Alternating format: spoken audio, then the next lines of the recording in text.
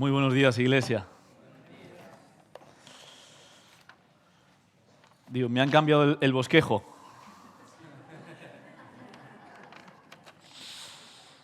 Querría invitaros a abrir las Biblias en el Evangelio de Mateo, capítulo 5. Como sabéis, estamos en una serie en la que recorremos el Sermón del Monte, la predicación más importante que jamás se haya predicado, que a la vez alberga el corazón del anuncio del reino de Dios, que es el mensaje central de Jesús. Entonces, quiero invitaros a leer Mateo 5, del versículo 21 al versículo 26, entendiendo y adentrándonos un poquito más en cómo es la vida de aquellos que forman parte del reino de Dios, cómo somos y cómo somos configurados y cómo somos formados aquellos que hemos recibido la invitación de Jesús a formar parte de su reino y aquellos a los que Él nos ha dado la bienvenida a formar parte de su gobierno, de su reino aquí en la tierra. Mateo 5, versículos del 21 al 23, dice así la palabra del Señor. Habéis oído que fue dicho a los antiguos: no matarás, y cualquiera que mate será culpable de juicio. Pero yo os digo que cualquiera que se enoje contra su hermano será culpable de juicio. Y cualquiera que diga necio a su hermano será culpable ante el concilio. Y cualquiera que le diga fatuo quedará expuesto al infierno de fuego. Por tanto, si traes tu ofrenda al altar y allí te acuerdas de que tu hermano tiene algo contra ti, deja tu ofrenda allí mismo, delante del altar. Ve a reconciliarte con tu hermano y después vuelve al altar. Y entonces sí, presenta tu ofrenda. Ponte de acuerdo pronto con tu adversario, en tanto que estás con él en el camino. No sea que el adversario te entregue al juez y el juez al guardia y seas echado en la cárcel. Te aseguro que no saldrás de allí hasta que pagues el último centavo. Y a la palabra del Señor la iglesia dice: amén.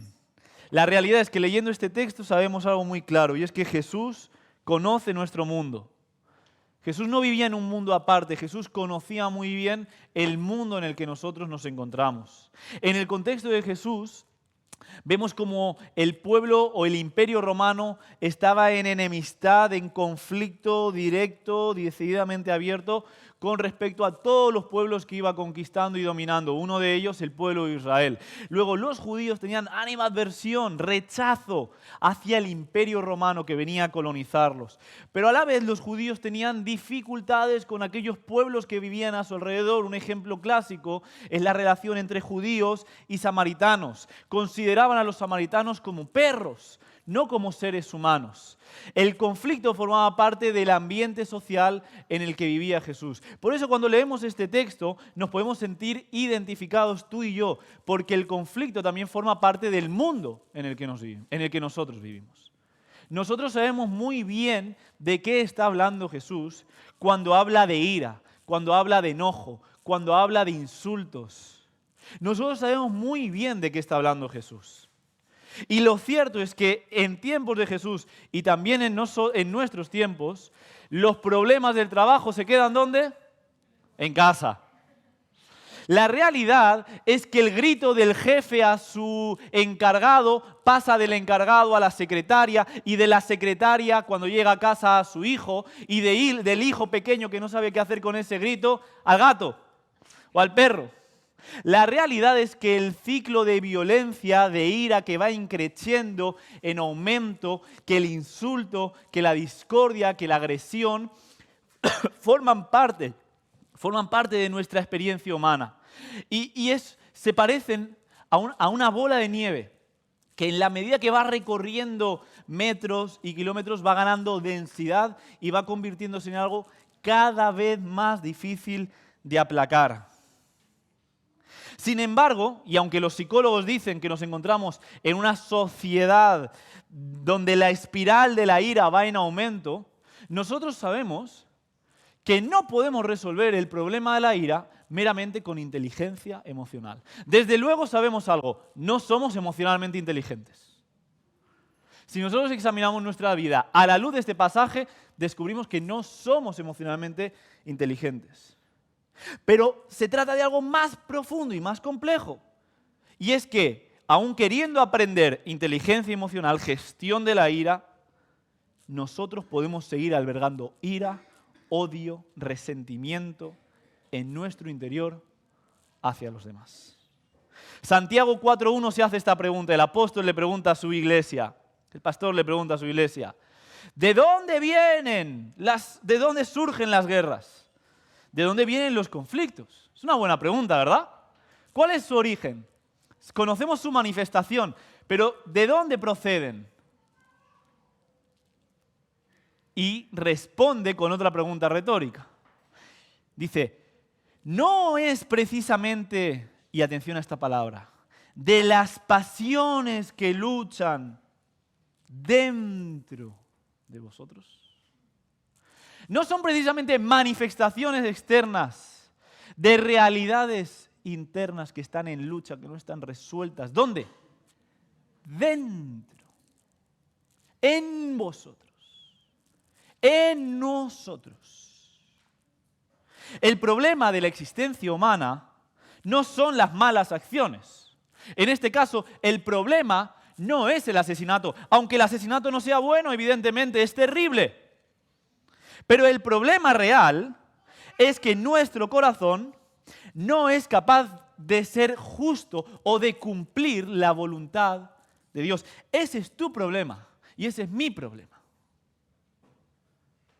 Y la manifestación de ese problema, evidentemente, lleva a la ira.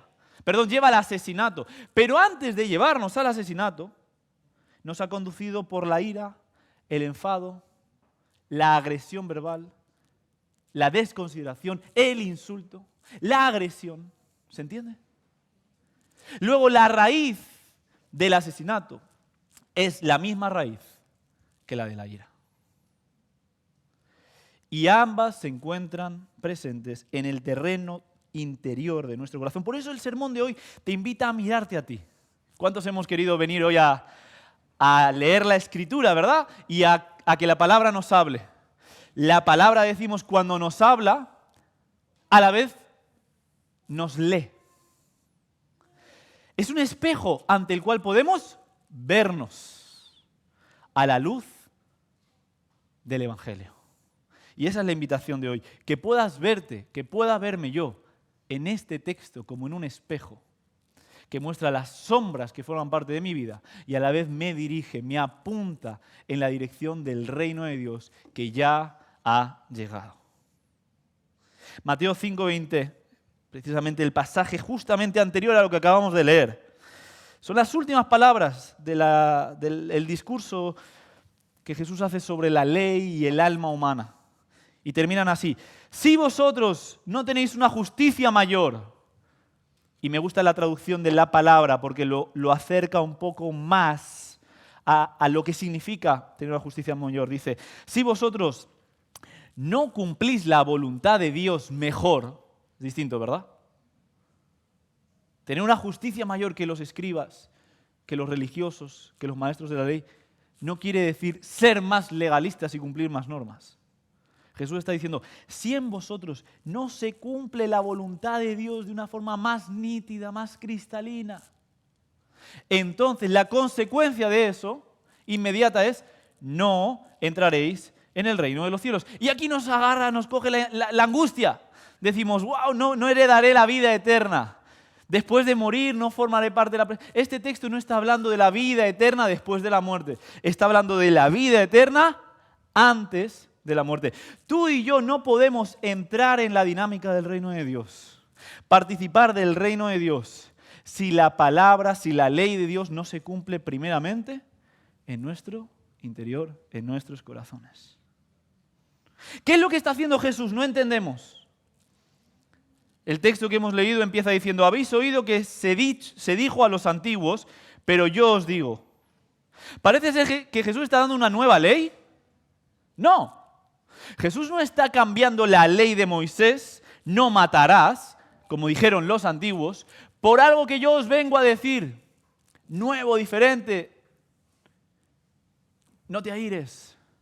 No, Jesús no está cambiando. Lo que Jesús está haciendo en estas palabras, por medio de estas palabras, pero yo os digo, es iluminar el sentido pleno de la ley de Moisés.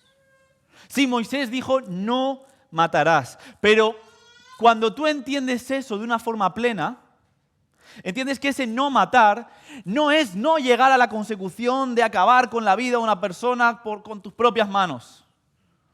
Ese no matar, para cumplir esa ley externa, tiene que haber una transformación interna. Una conversión del corazón. Jesús está enseñando que la ley, que las conductas no se cambian por medio de cambios superficiales y conductuales. Que las conductas se cambian cuando el corazón es transformado. Jesús habla así, los frutos son lo que nosotros hacemos, pero los frutos dependen del árbol y de la raíz del mismo. Jesús dice, no pretendas cambiar los frutos de tu vida, las acciones que haces, si antes no has sometido a revisión la misma raíz del árbol. Y lo que Jesús quiere cambiar hoy en nosotros no son meras acciones, quiere cambiar nuestros corazones. Por eso este sermón es para aquellas personas, es para todos, evidentemente, son palabras de Jesús para todos, pero de una forma muy especial se dirige y va a ser recibido. El que tenga oídos para oír, oiga. Va a ser recibido por aquellos que hoy reconocen que su corazón necesita ser transformado.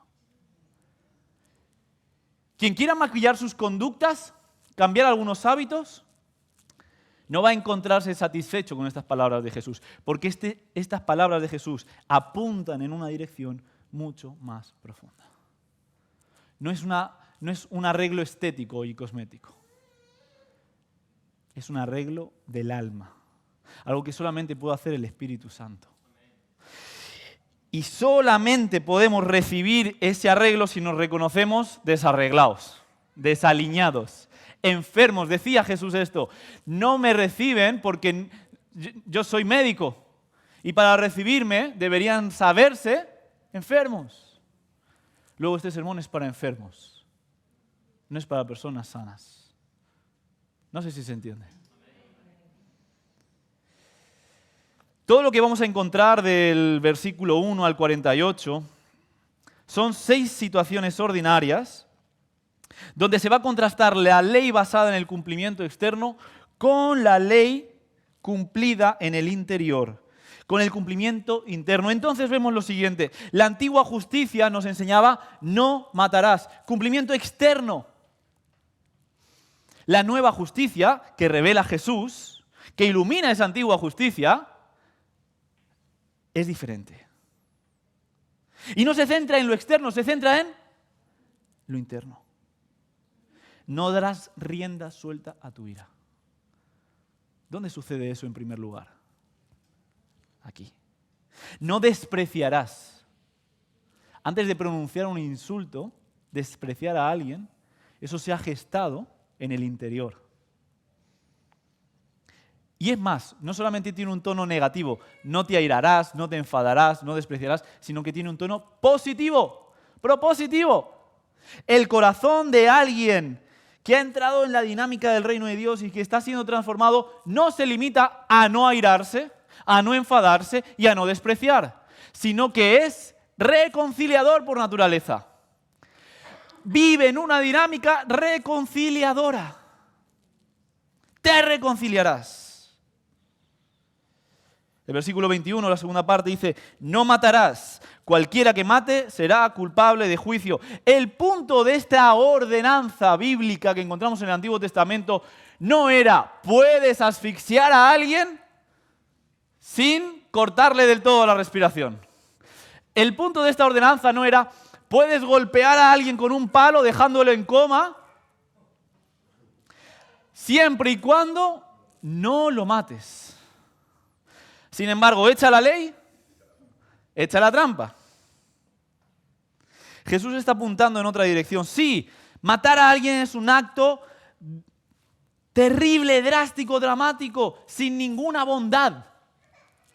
Pero para llegar ahí, se ha emprendido un camino muy largo, que ha empezado con albergar odio, resentimiento, ira, resquemor en el corazón. Y puede que muchas personas nunca lleguen a matar, pero han matado en su corazón. Es más, puede que una persona viva encarcelada, no físicamente, sino en su interior, por albergar ira, resentimiento, enojo, agresividad. Y Jesús está diciendo, no hay una diferencia real entre el que mata y está en la cárcel y el que no mata, pero en su corazón odia y vive en libertad. Los dos están igualmente en una prisión terrible.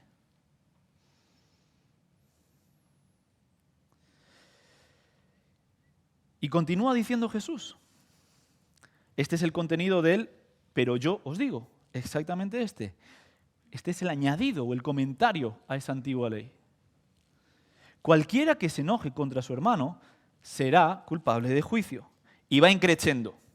Cualquiera que diga necio a su hermano será culpable, ya no juicio, sino ante el concilio, una instancia superior. Y cualquiera que diga fatuo o apóstata a su hermano, y ahora el crescendo mayor, quedará expuesto al fuego del infierno. Jesús está diciendo que podemos experimentar por causa de una gestión inadecuada de la ira, una condenación en vida. ¿Y qué es la ira? La ira, según una definición que todos podemos abrazar, es una respuesta espontánea, digamos, es una función primordial del cuerpo. Es algo incontrolable que, como decimos coloquialmente, me nace, me airo. Y sucede cuando algo se interpone como un obstáculo que impide el cumplimiento de mi voluntad. Por ejemplo, cuando yo venía para aquí, circulando, conduciendo, un abuelito iba delante de mí, en el coche. Y iba pisando huevitos, parece, ¿no? Porque iba muy despacio. En ese momento, ¿qué experimento? Ira. ¿Por qué? Porque algo se está interponiendo en el cumplimiento de mi voluntad. Quiero llegar puntual. Y hemos ido 3 minutos tarde por las niñas, que también me han generado un poco de ira. Es decir, la ira es una experiencia humana que tenemos todos y absolutamente cada uno de nosotros. Hoy no quiero hablar de la ira de Dios, ese es otro terreno, ni de la ira de Jesús. Cuando recordáis, entra en el templo y desmonta las mesas de los cambistas que habían convertido en un comercio la casa de oración de su padre. La ira en sí misma no es negativa. Es más, tiene un punto positivo. Es positivo que yo ante una situación de injusticia me aire. Y es necesaria cierta dosis de ira para salvar a alguien de una situación de peligro, por ejemplo. Para interponerme incluso y mediar en un conflicto. Es necesario, pero cuidado. Porque tampoco los dolores de cabeza son un pecado. ¿Y quién quiere un dolor de cabeza esta mañana? Cuidado, porque muchas veces abusamos de ese pasaje que encontramos en Efesios, son las palabras del apóstol instruyendo a esa iglesia y diciéndoles, airaos, pero no pequéis. Y tomamos este pasaje, lo sacamos de contexto y decimos, aquí tengo el fundamento bíblico para vivir airado. Entonces yo me airo, pero controlo la línea para no pecar. Jesús no nos está llamando a hacer eso. Jesús está llamando y poniendo atención sobre el peligro de ese impulso momentáneo que es la ira. Porque nos lleva a otro paso, a dar un paso rápidamente. La ira es un instante, pero si no se aplaca, si no se redirige, cobra otra forma. Y el apóstol Pablo lo dice. Airaos, pero no pequéis, no se ponga el sol sobre vuestro enojo. Ni deis lugar al diablo. Sí, la ira es una chispa. Es como si encendiéramos una cerilla. Es incontrolable y tiene tan poca vida como un chispazo. El problema de la ira es, ¿qué haces con esa ira? ¿Cómo la gestionas? Porque tú puedes encender una cerilla y dejar que esa se apague. Incluso soplarla para acelerarle el trabajo. Pero también puedes tirarla en un bidón de gasolina. También puedes encender una cerilla y pegarle fuego a tu casa. También puedes encender una cerilla y encender un bosque. También puedes encender una cerilla y propagar un fuego y alimentar ese fuego. Y ese es precisamente el problema, la participación de nuestra voluntad quebrada con esa ira que nos nace. Experimentamos ira y decimos, maravilloso, voy a albergar esta ira. ¿Y cuándo sucede eso? Cuando la ira se vincula con algo con lo que todos lidiamos, que es el ego. Cuando yo alimento mi ira, alimento mi ego. Es porque soy egoísta. No hay nadie que alimente su ira sin ser egoísta. Cuando yo alimento mi ira, es porque rememoro, es por varias cosas. En primer lugar, es porque me veo superior al otro. Yo no me airo con Fabri y veo a Fabri como superior a mí y yo como inferior a él. Si yo me airo con él, es porque lo veo abajo, como menos, y yo me veo por encima de él, capaz en el lugar de airarme con él. Alguien que convive diariamente con la ira, y yo no estoy aquí en un púlpito como quien se pasó el juego. Estoy predicando si me estoy predicando a mí mismo. Luego ya sabéis un punto débil. Alguien que convive con la ira tiene el ego herido.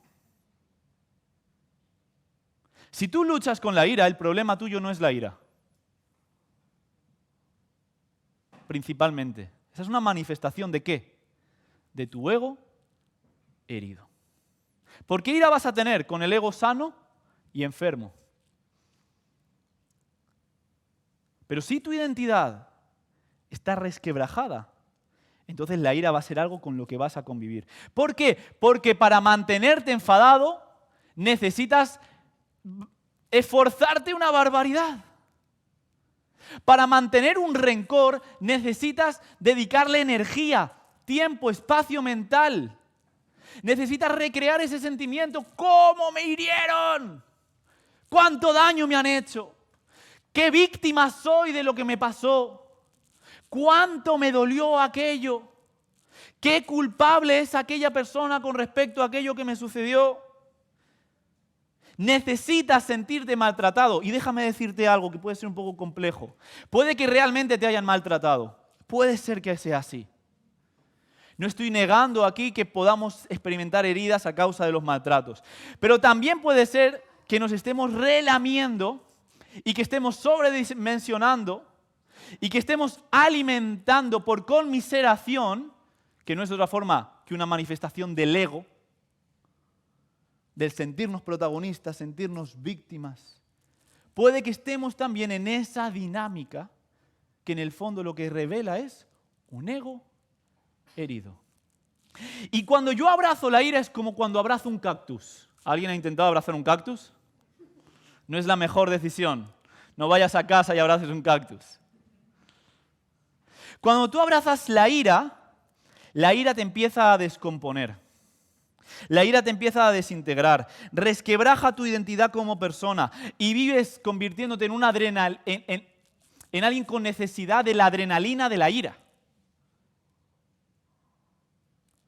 Y te familiarizas con ese dolor. Y dejas de sentir ira y lo echas de menos.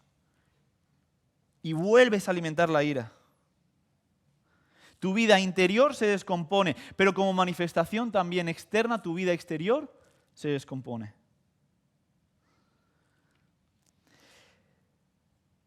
Y empleas una energía desorbitante en mantener vivo algo que te está matando. Dallas Willard lo expresa así: la ira y el desprecio, junto con la codicia y con la lujuria, que son los tres temas que aparecen en esta porción del Sermón del Monte, son laberintos sin salida en los que muchas existencias humanas caen y no salen del día de su nacimiento al día de su muerte. Y dice, y la vejez no mejora esto. Algunas personas ingenuas creían eso.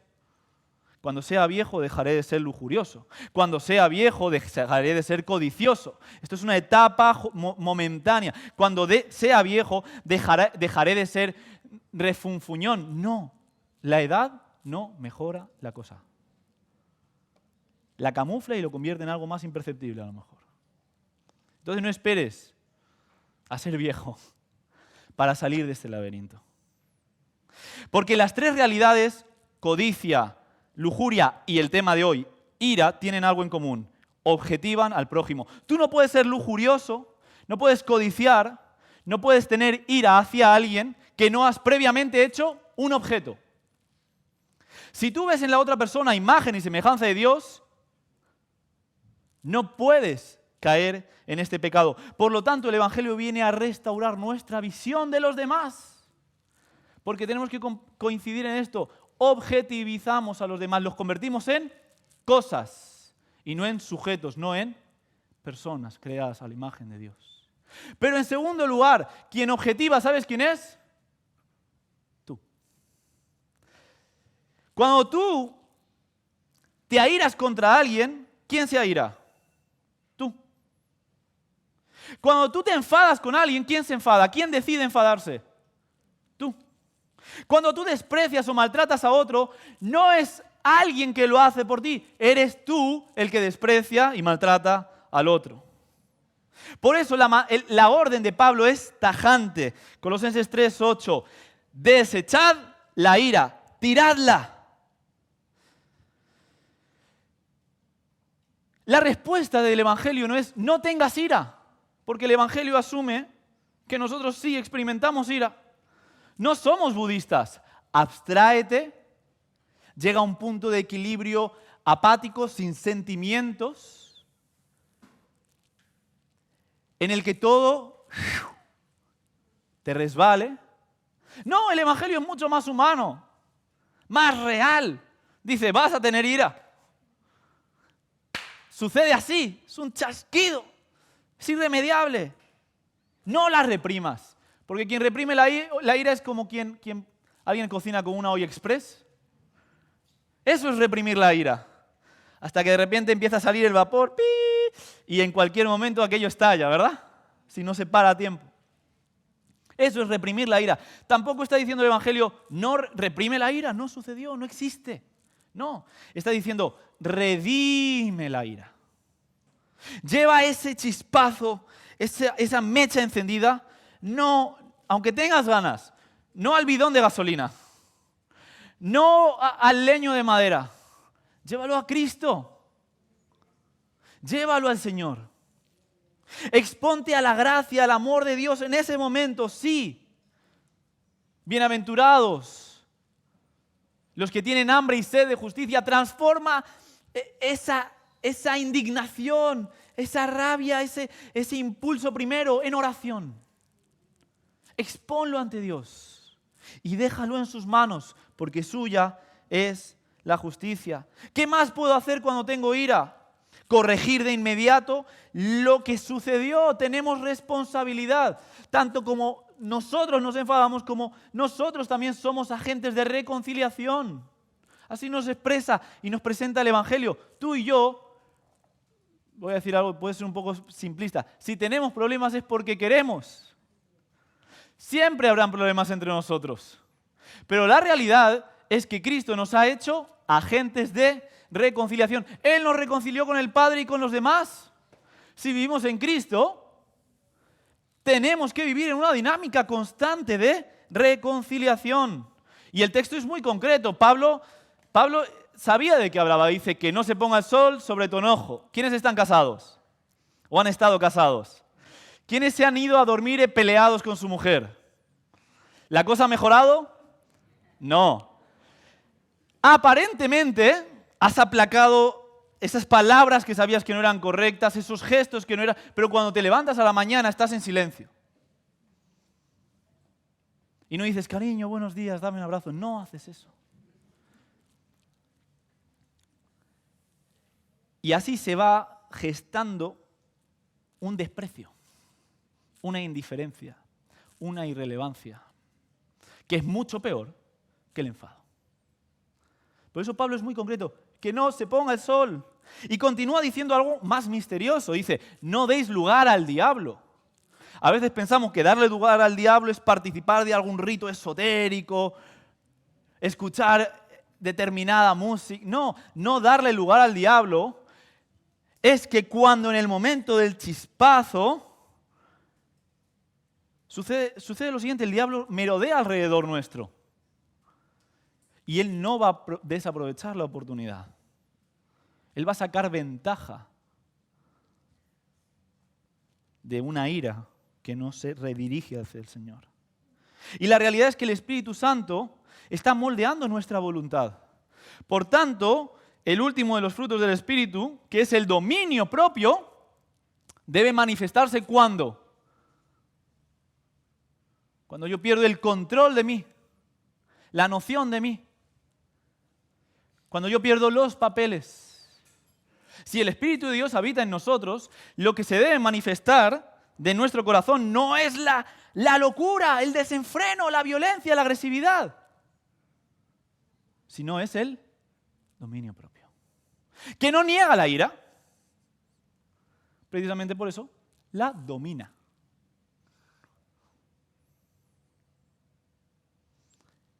Y eso es lo que el Espíritu Santo quiere hacer en nuestras vidas.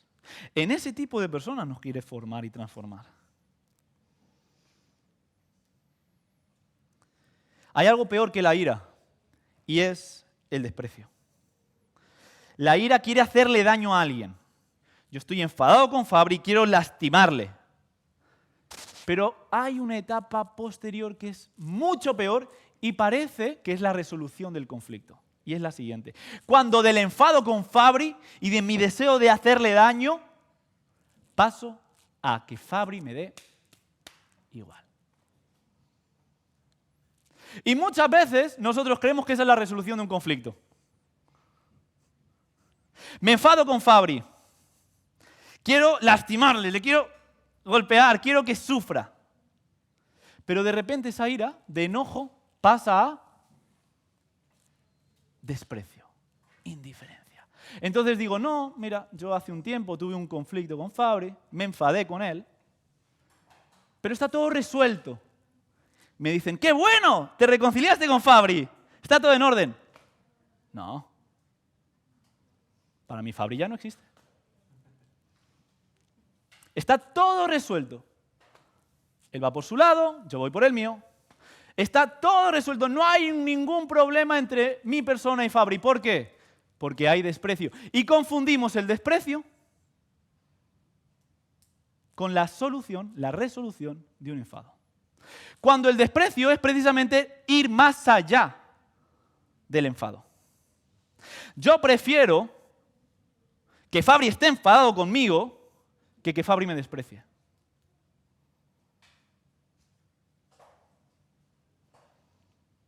Estoy seguro que tú prefieres que tu madre esté enfadada contigo, que tu mujer, que tu marido, que tus amigos estén enfadados contigo, a que les des igual. A que les seas indiferentes. Mira, es que ni pierdo energía en enfadarme contigo. Y pensamos que eso es madurez emocional. ¿Dónde hemos llegado? Pensamos que eso es establecer límites. ¿Dónde hemos llegado? Eso es un descalabro. Estamos dirigiéndonos hacia un pozo sin fondo. El término que se traduce como necio viene de un término hebreo previo que es raka. Y raka, dicen los lingüistas, viene del gesto que hacemos las personas para recoger saliva antes de escupir. ¿Alguna vez has visto a alguien, esto es muy desagradable, esto no hay que hacerlo, ¿vale? ¿Alguna vez has visto a alguien escupir en la calle y decir, ¡ay! He escupido, tengo que recoger el escupitajo. ¿Alguien ha visto eso? No. ¿Por qué? Porque un escupitajo es algo despreciable, es algo que no tiene ningún valor, forma parte de nosotros pero fuera, no lo deseamos. ¿Verdad? Si hacemos eso igual tenemos un trastorno y necesitamos ayuda terapéutica y psicológica, ¿verdad? Eso es otro tema. Necio. Viene de ahí raka, escupitajo. te desprecio, te aíslo, te margino, te reduzco a la categoría de vómito, de saliva, de basura y de desecho. Por eso no estoy enfadado contigo, porque eres un escupitajo. Para mí eres un escupitajo. Y estoy en paz con el mundo entero. No es así. Y quien escupe excluye. Y nosotros vivimos escupiéndonos unos a otros, despreciándonos unos a otros. En el colegio siempre están los poquitos marginados que no caben en el grupo de los cools, de los deportistas, ni de los inteligentes. En el trabajo también marginamos a personas. En la familia incluso nos marginamos unos a otros. Y viene ese tío extraño o ese pariente lejano. ¿Y qué hacemos? Lejos en la otra punta de la mesa. Y cuchicheando y comentando después sus reacciones y lo que fuere. En la iglesia también. Viene esa persona y de repente me da una tortícolis, miro hacia otro lado. Tremendamente, bajo la cabeza, hago lo que fuere, me escondo, tierra trágame. Insultar, me decía mi cuñado, estábamos hablando estos días de este pasaje, me daba esta definición que me parece tan válida. Decía, insultar es definir y juzgar a una persona en base a sus errores y no por lo que ella es. Y nosotros insultamos. Y al insultar definimos, pero no considerando sus virtudes, sino sus errores. Y delimitando quién es a los errores que ha cometido. Tú eres este error que has cometido.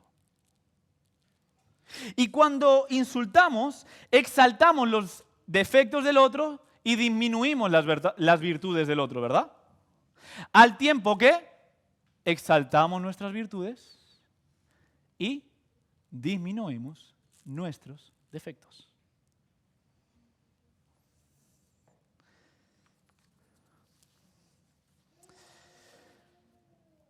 La otra expresión que traducimos por fatuo, que por cierto no es un término que usemos en el castellano común, a mí me sorprendió que esta versión 2020 lo haya empleado, viene de otro término que es morón y se traduce como apóstata, alguien alejado de la mano de Dios.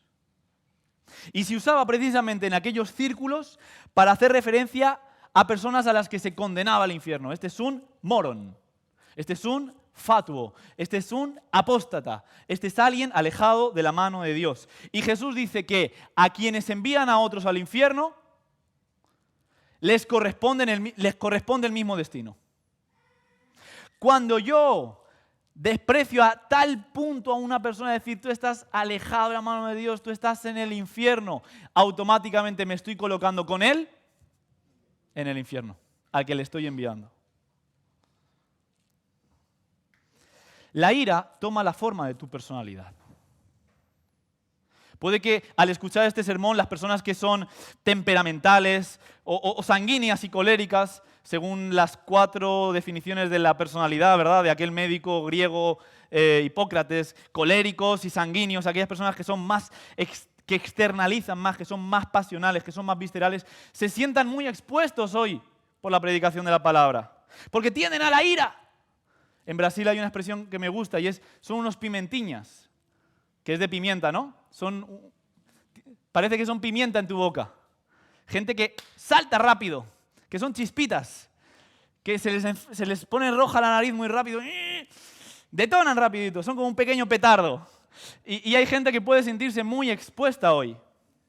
Precisamente por eso, porque se ve diciendo cosas que no eran, hablando rápido, de la forma menos racional posible, con poco entendimiento. Y sí, es verdad, se tiende a ello. Y puede que los flemáticos, los melancólicos, yo me sitúo ahí, hoy salgan más airosos.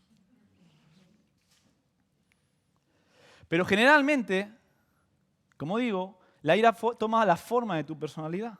Y por ser flemático y melancólico no estás exento de ira. Es más, puede que no externalices la ira, pero la tragas, la digieres, la masticas y la conviertes en algo peor que el airado, en desprecio.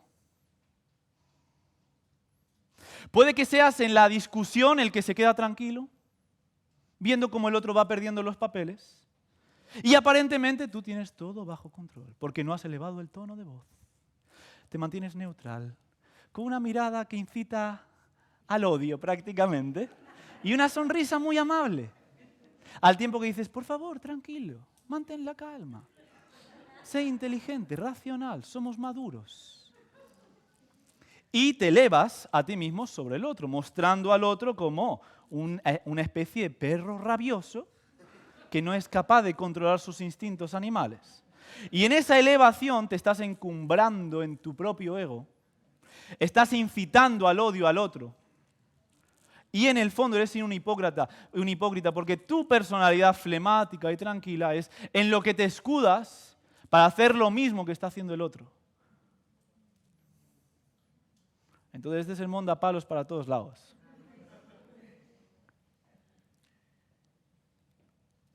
Son los que las matan callando, que sin decir mucho, con una miradita o sin mirar, lo que hacen es alimentar el odio, la ira, el resentimiento del otro. Recuerda, estas 3 prohibiciones no son 3 leyes. Porque si fueran 3 leyes, echa la ley, echa la trampa.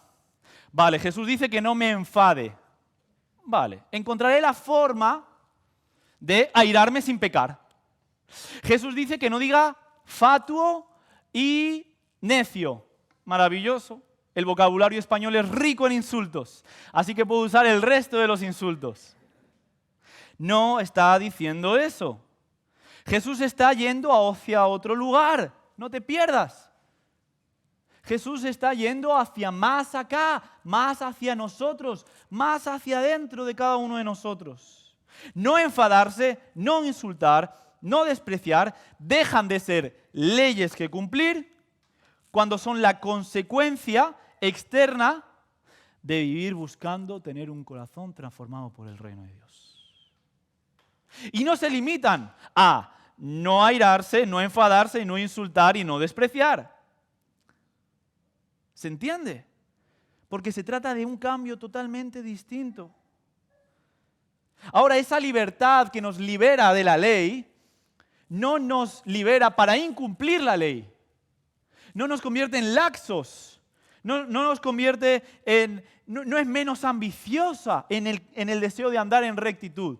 La ley no es el origen de la rectitud, pero es el camino de la rectitud. La ley no está para ser despreciada, no sé si me explico. Ahora, el origen está en el corazón. Y Jesús de repente dice algo que le da un vuelco a su discurso. Dice, por tanto, si traes tu ofrenda al altar y allí te acuerdas de que tu hermano tiene algo contra ti, ese por tanto da un giro. Hasta ahora estaba diciendo, no te aires, no insultes, no desprecies a alguien. Ahora dice, cuidado porque lo que te estoy proponiendo es algo aún mayor. Es que te dispongas tu vida en otra dirección. En otra dirección. ¿Qué dirección?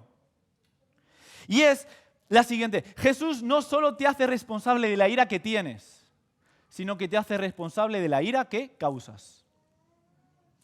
A veces nosotros estamos contentos con la primera parte. No, yo tengo resuelta mi ira, yo no tengo ira hacia la otra persona. Pero sabemos que la otra persona tiene ira hacia nosotros. Y decimos, bueno, es su problema. Cuando quiera hablar, aquí estoy yo. ¿Sí o no? Es él quien tiene un problema conmigo. ¿Cómo voy a ir yo a hablar con él? ¿Dónde se ha visto? En un lugar llamado el reino de los cielos. En el cual tú no estás en paz con tu propia paz, sino con la paz del otro. El reino de los cielos no es llegar a un punto de equilibrio personal donde yo estoy en paz conmigo mismo. Es que si sé que Fabri tiene algo contra mí y que lo está pasando mal y que genera eso amargura y tristeza en su corazón, yo no puedo estar en paz. Entonces, ¿qué tengo que hacer? Salir en búsqueda de Él. Deja tu ofrenda allí mismo, delante del altar, y ve y reconcíliate con tu hermano. Después vuelve. Entonces sí, presenta tu ofrenda. Jesús narra una historia preciosa. Está hablando a personas que están en Galilea, que iban a presentar ofrendas muy esporádicamente. ¿A dónde? A Jerusalén. 3 días de camino. Imagínate a alguien que después de 3 días de camino compra por fin un palomo, una palomita o lo que fuera para poderla sacrificar en el templo. Y está a unos metros del templo, va a sacrificarla después de 1 año de espera. Llegó ese día, la presencia de Dios ahí y la luz, la gloria de Dios ilumina todo. Y de repente mi entendimiento recuerda que hay alguien que tiene algo en contra de mí. Jesús no dice, sacrifica rápido y vuelve. No. Jesús dice, deja tu ofrenda en medio del altar. Y antes de cometer un sacrificio de adoración a Dios, regresa 3 días de camino. Reconcíliate con la persona, no con la que tú tienes una ofensa, sino que se ha ofendido contigo. Porque yo soy responsable no solo de la ira que tengo, sino de la ira que causo. Y después otra vez camina 3 días más. ¿Para qué? A ver si sigue ahí la ofrenda. Y entonces sí, adora a Dios. ¿Por qué? Porque nuestro Dios busca este tipo de adoración. Oseas 6:6. Misericordia quiero y no sacrificio. Conocimiento de Dios más que holocausto.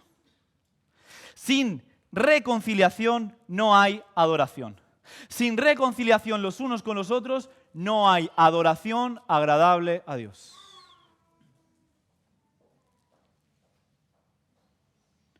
¿Cómo puedo amar a Dios al que no veo si al hermano al que veo lo detesto, lo cosifico, lo hago nada? No puedo. No en el reino de los cielos. Tal vez en otra religión sí. En la religión, en la relación que nos presenta Jesús, no se puede.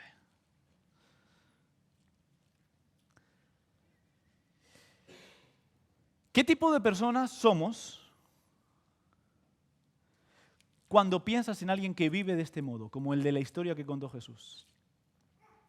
¿Qué calidad de vida, qué calidad de carácter son el resultado de una persona que interrumpe los rituales cotidianos de adoración para buscar la reconciliación? ¿Qué tipo de persona eres cuando no puedes dormir, no puedes dejar que pase 1 minuto más, manteniendo tu ritual cotidiano, tus pautas que te has dado a ti mismo, sin interrumpirlas e ir en busca de la persona que tiene un problema contigo? ¿Qué tipo de persona eres? Una persona justa y bondadosa, una persona que vive en el reino de los cielos. La pregunta aquí es, ¿mi corazón está anhelando reconciliación? Mi corazón, o yo he hecho todo lo que está en mi parte para reconciliarme con aquel que tengo un problema, o para reconciliarme con aquel que sé que tiene un problema conmigo. Y si respondes sí rápidamente, te digo, ¿de verdad? ¿Lo has hecho todo? ¿Qué estás dispuesto a cambiar por amor a otro? ¿Qué conducta ritual estás dispuesto a interrumpir para ir y reconciliarte con tu hermano?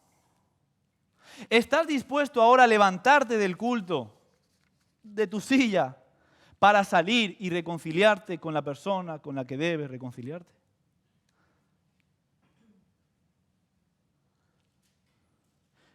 Si ese es tu caso, Jesús dice, eres feliz. Alcanzaste la plenitud. Bienaventurado. Estás lleno de la gracia y el favor de Dios, porque tu justicia sí supera la de un fariseo y la de un escriba que se queda en las normas. Porque tú buscas tener un corazón agradable al corazón de Dios. Eres feliz. Ponte de acuerdo pronto con tu adversario, en tanto que estás con él en el camino. No sea que el adversario te entregue al juez y el juez al guardia, y seas echado en la cárcel. Te aseguro que no saldrás de allí hasta que pagues el último centavo. Y esta es la triste realidad que también Jesús nos presenta. Él nos invita a vivir una justicia que forma parte de un corazón que ha sido renovado, que se adentra en el reino de Dios y vive pidiendo la justicia de Dios y la transformación del corazón. Pero también nos advierte lo siguiente: si tú sigues queriendo vivir en el reino de las leyes meramente humanas, entonces vas a saborear el fruto amargo de las leyes humanas. Si tú quieres continuar en el juicio, hazlo. Te recomiendo no hacerlo. Es más, Jesús dice, si estás yendo al juzgado, intenta remediarlo con tu hermano. ¿Cuál es la disposición que tenemos que tener cuando hay conflictos entre nosotros? Porque vamos a ser honestos, hay conflictos entre nosotros. Incluso judiciales, laborales, de entendimiento, hay conflictos. Pero ¿cuál debe ser la actitud? Reconcíliate antes. Porque si vas a la justicia de los hombres, la justicia de la ley, y no a la justicia de Dios, puede que también pagues con el precio alto de la justicia de la ley. Terminarás en un calabozo. Entonces habían calabozos para morosos, para gente que no devolvía sus préstamos, y pagarás hasta el último centavo. Tú y yo vivimos y decidimos en qué reino queremos vivir. Y ojo, Jesús no está diciendo aquí que tengamos que rebajar que tengamos que rebajarnos en nuestro derecho cuando haya un juicio. Jesús no está diciendo ni siquiera que no tengamos que ir a un juicio, pero podemos mantenernos firmes en la defensa de nuestros derechos sin ser injustos. Podemos ir a un juicio e ir de muchas maneras, buscando que el otro pague y sufra y aún la pena sea mayor de la que merece, o buscando la manifestación de la justicia de Dios.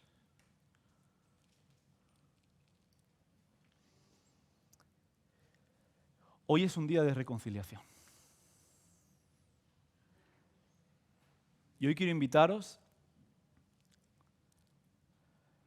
a responder a la palabra de Dios. Porque podemos correr el peligro de desatender, de desoír, de minimizar lo que Dios nos está hablando a cada uno de nosotros y mantenernos en ese laberinto sin salida. Dios nos quiere restaurar desde adentro. Dios quiere restaurar nuestras relaciones. Dios quiere que no matemos, sencillamente. Dios quiere darnos un corazón puro. Dios quiere liberarnos de la ira. Dios quiere liberarnos del resentimiento. Dios quiere liberarnos de la amargura. Dios quiere liberarnos del insulto, de la categorización. Dios quiere liberarnos. Nosotros queremos ser libres. La respuesta a eso es: ve, reconcíliate, levántate, sal, actúa en este momento. Me gustaría invitaros a que nos pudiéramos poner ahora en pie. Y yo no sé si aquí mismo hay alguna persona a la que quieras acercarte. No porque le hayas hecho, sientas que hay una distancia entre ambos por tu parte, sino porque a lo mejor de su parte experimentas o percibes una lejanía. Me gustaría invitaros. Es una invitación atrevida. Pero es para las personas desesperadas por tener un corazón según la justicia de Dios. Si algo se tiene que reconciliar, no dejes para mañana lo que Dios te está pidiendo. Reconcilies ahora. Y si tal vez esa persona no está aquí, quiero invitarte a que respondas a la palabra de Dios con tu vida. Te salgas de esa incurvación sobre ti mismo. Mires al Señor. La gracia que Él ha derramado sobre ti, el favor que Él ha derramado sobre ti, el nuevo corazón que Él ha venido a darte. Y vivas en una dinámica de reconciliación. Y si tal vez no te ves capaz de hacerlo hoy, te invito a que hables de esto con alguien, con un pastor, con un líder, con un amigo, con tu cónyuge, para que se pueda ir, ¿me puedes acompañar? Para que se puedas ir dándole lugar al Espíritu Santo para liberarte de ti mismo, de tus propias ataduras, de tus propias cadenas. Y hoy quiero invitarte a que podamos orar así. Señor, quiero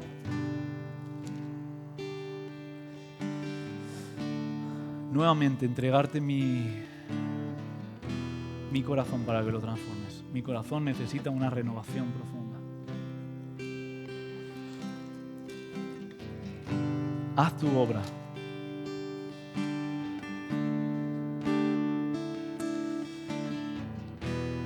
Bienaventurados los pacificadores, porque ellos serán llamados hijos de Dios. Bienaventurados los que padecen persecución por la justicia, porque de ellos es el reino de los cielos.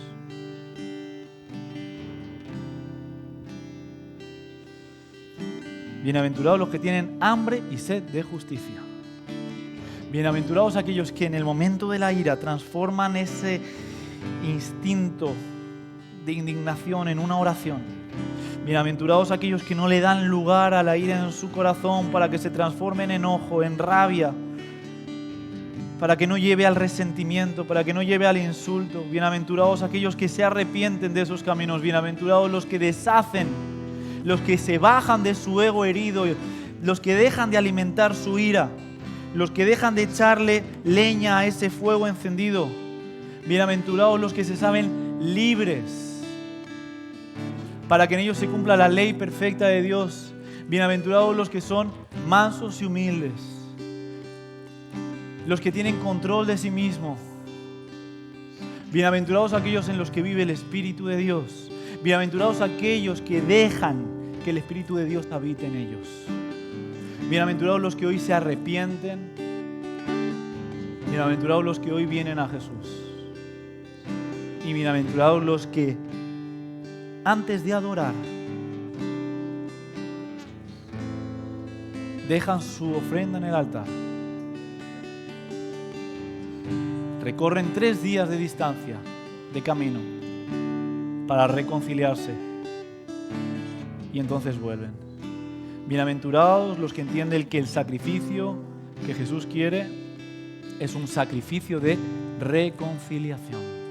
Porque Él ha venido a reconciliarnos consigo y hacernos agentes de reconciliación los unos con los otros. Adora a Dios.